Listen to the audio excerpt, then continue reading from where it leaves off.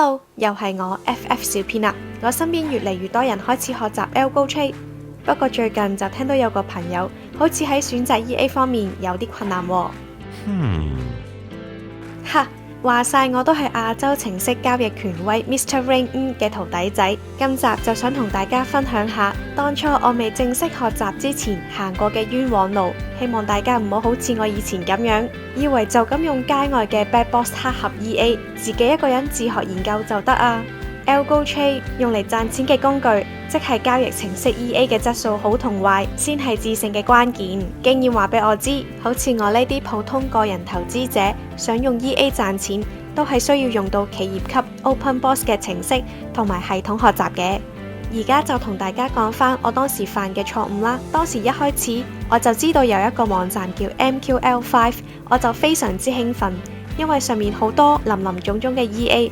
我就開始揾可以有咩可以購買同埋試用嘅 EA 啦。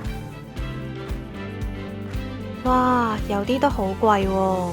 跟住我就見到呢個嘅 EA 賣緊49蚊美元，就諗住平平地開始試用啦。就轉咗200蚊美元，立即就用佢進行自動交易程式啦。點知1個星期內就差啲蝕晒所有嘅本金。Oh my god！ 雖然我經歷咗第一次用 MQL5 EA 嘅失敗經驗，但係我都決定再試多一次。第二次呢，我就用咗99蚊美元買咗另外一個 EA。當時就以為價格高啲嘅 EA 一定會有更好嘅效果啦，但係結果都係一樣，我又輸晒所有嘅本金。心諗咩事啊？當時先知道 market 上面係有好多 Black Box 黑盒嘅 EA， 係唔能夠完整知道入面嘅交易策略，所以其實我到而家都唔知點解自己輸錢㗎。不過好彩，嗰兩個都只不過係 demo account 嚟啫。Yo ho ho！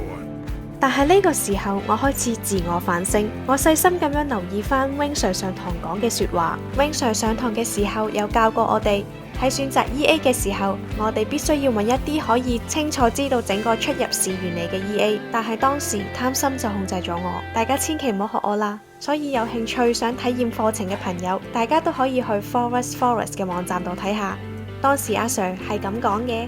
所以個程式咧，我哋分做咧有2種 grade 嘅，一種咧就係黑盒，一種咧就係 open。Roger that。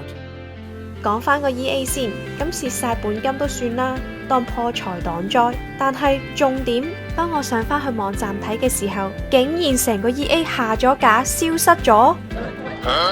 我當時個腦海就有一大堆問題，例如係我買嘅 EA 會唔會再有 update？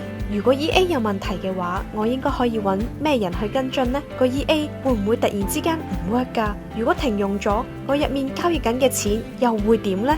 雖然當時我只係行緊 demo， 但係回想翻 Wing Sir 上堂講解嘅時候，我就深深明白到 Open Box 嘅 EA 係有幾咁重要。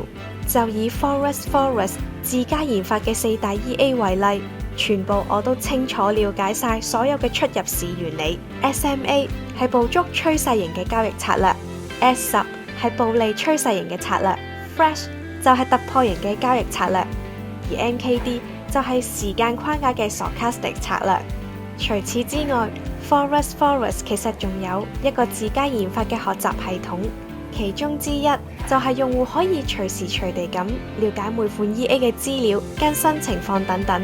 最重要係 Forest 嘅程式係會持續更新同埋公開參數，咁樣真係令我安心好多啦。所以除咗強大功能，信譽都係非常之重要。Forest 就滿足到我2大要求。